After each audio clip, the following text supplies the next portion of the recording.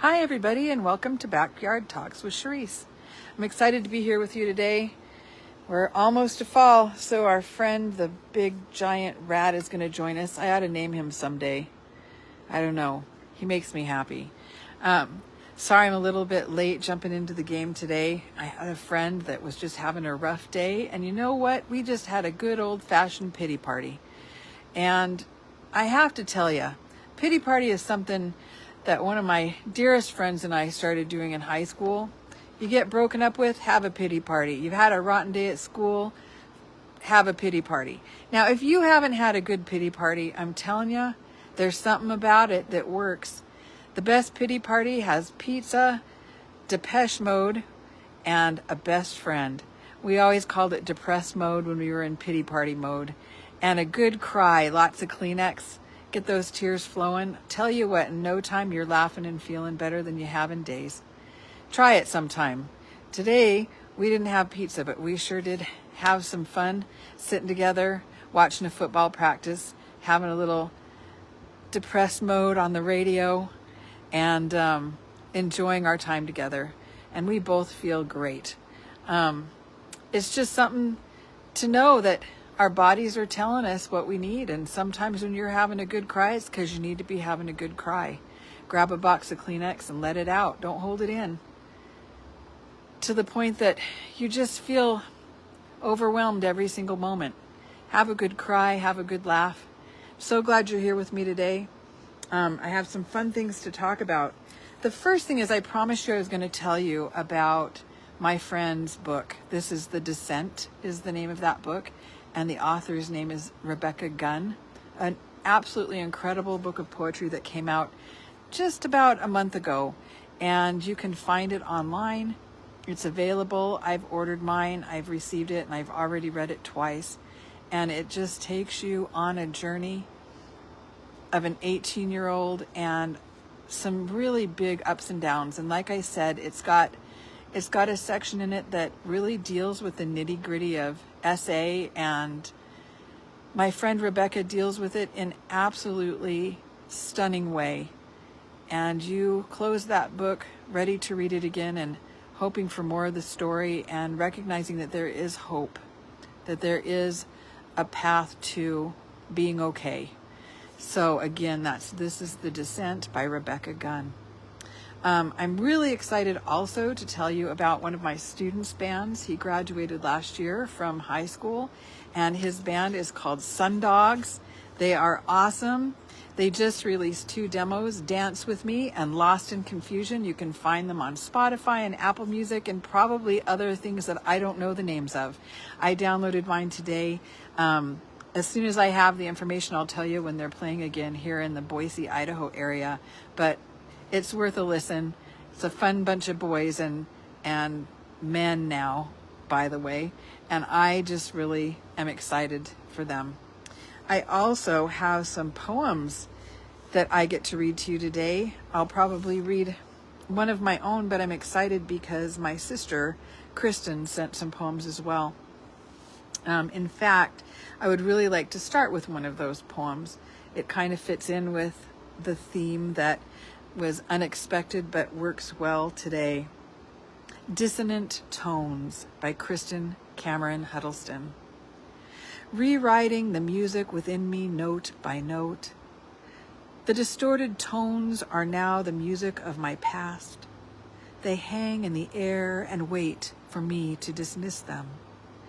I let them pass through me one last time as I mourn a little, and upon a new sheet, a new melody rises. Wow. Kristen, thank you so much. That's absolutely gorgeous. What a perfect poem for today. Wow. Folks, you know what? Life is good and life is hard. And that's one of the things I talk about a lot to my students in my book, is the fact that it's okay to feel sad, angry, happy, depressed, cheerful, weird. All of these things are emotions that we are allowed to have, and you absolutely do not have to fit into a mold. There's a reason that we need to be able to laugh sometimes. There's a reason to cry. And even sometimes when we're in the depths and deepness of despair, those moments do not define us, but they definitely write a new chapter in our life that we can look back on and even exist within in a way that allows us to keep moving forward. And that's one of the things that I really, really want to share with people when they're reading what I've written, is that good things happen and bad things happen. And sometimes good things come out of the bad things, and sometimes bad things come out of the good things. And that's just the way life works. But we're okay. You're okay. And we've got this. My sister also sent me a beautiful poem in Spanish, and I will do my very, very best to read this to you. Again, Kristen Cameron Huddleston and her poem, Campos Vivos. A veces cuando veo las flores, tomo un foto mental para grabarme los colores. Así, ahí está cerca cuando quiero recordarlos.